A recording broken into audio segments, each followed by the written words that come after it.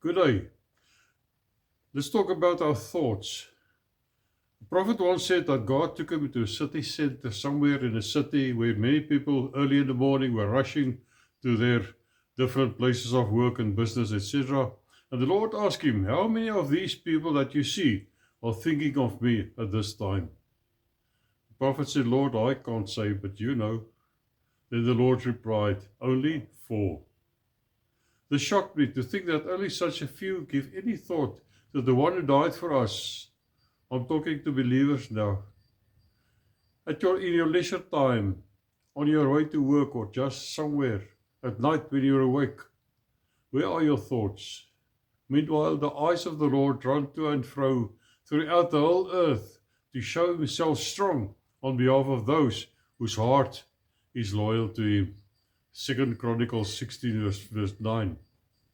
We saw that a shepherd boy found favor in the Lord God, because God gave testimony and said, "I have found David, the son of Jesse, a man after my own heart," in Acts 13 verse 22.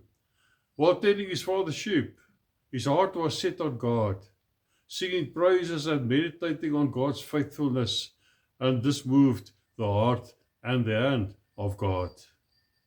Shall we copy David's example and set our thoughts, our hearts on God whenever we have the chance to show our love to our Savior? Psalm 91 verse 14 says, "Because he has set his love upon me, therefore I will deliver him. I will set him on high, because he has known my name. He shall call upon me, and I will answer him. I will be with him in trouble. I will deliver him and honor him. With long life I will satisfy him and show him my salvation."